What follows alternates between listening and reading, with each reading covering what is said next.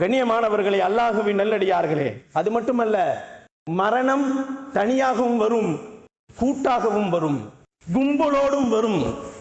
சிலர்கள் கூட்டாக அழிந்து போவார்கள், கும்பலோடு அழிந்து போவார்கள். நல்லவர்களும் மரணித்து போவார்கள், தீயவர்களும் மரணித்து போவார்கள். ஒரே மொத்தமாக, ஒட்டுமொத்தமாக ஒரே நிமிடத்தில், ஒரே செகண்டில் பல்லாயிரம் பேர்கள் இறந்து போகிறார்கள் அல்லவா? அதிலே நல்லவர்கள் முக்காவாசி இருக்கிறார்கள். அதனால் அது கெட்ட மரணமா நல்ல மரணமா என்ற சந்தேகங்கள் நமக்கு நிறைய இருக்கிறது. நபிகள் நாயகம் ஸல்லல்லாஹு அலைஹி வஸல்லம் காலத்திலே சஹாபா பெருமக்கள், பெரும் பெரும் சஹாபாக்கள், அப்துர் ரஹ்மான் இப்னு அவுஃப் ரலியல்லாஹ், முஆத் இப்னு ஜபல் ரலியல்லாஹ், அபி உபைதத்துல் ஜர்ராஹ் ரலியல்லாஹு தஆலா அவர்கள், இவர்கள் எல்லாம் காலராவிலே மரணித்து போனார்கள்.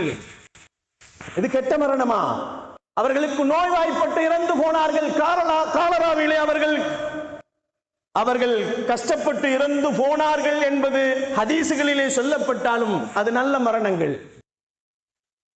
கண்ணியத்திற்குரியவர்களே, அல்லாஹ்வின் நல்லடியார்களே, கடந்த நாட்களிலே மதீனாவிற்கு செல்லுகின்ற நேரத்திலே ஒரு பஸ் நிறைய இருந்த முஸ்லிம்கள் உம்ராவை நிறைவேற்றிவிட்டு மதீனாவிற்கு ஜியாரத்திற்கு போகின்ற நேரத்திலே விபத்து ஏற்பட்டு அந்த இடத்திலே கருகி சாம்பலாக போனார்கள்.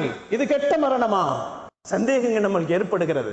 கண்ணியமானவர்களே, அல்லாஹ்வின் நல்லடியார்களே, அகால மரணங்கள், ஆபத்தான மரணங்கள், திடீர் மரணங்கள் வருவது எல்லோரை வைத்தும் நாம் ஒரே முடிவு எடுக்க முடியாது என்பதை இஸ்லாம் நமக்கு சொல்லுகிறது.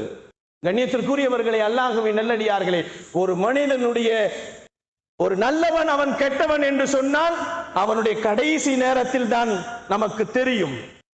மரணிக்கின்ற நேரத்தில் தான் அவன் கெட்டவனா நல்லவனா என்ற முடிவை நாம் எடுக்க முடியுமே தவிர வாழும் காலங்களிலே அதை பார்க்க முடியாது. காலம் பூரா அவர் மூமினாக வாழ்வார், மரணிக்கின்ற நேரத்தில் காபிராக மரணித்து போவார். காலம் பூராக காபிராக வாழ்வான், மரணிக்கின்ற நேரத்திலே முஸ்லிமாக மரணித்து போவான். கண்ணியமானவர்களே, இது அல்லாஹுவின் ஏற்பாடுகள்.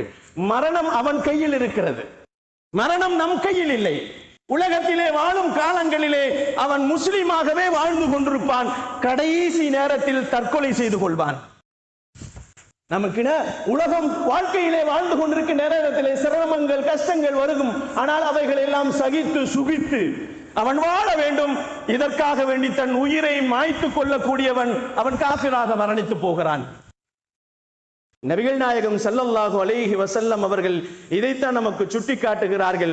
ஒரு மனிதன் மரணிக்கின்ற நேரத்திலே வலா தமூதுன்ன இல்லா வ அன்தும் முஸ்லிமூன்,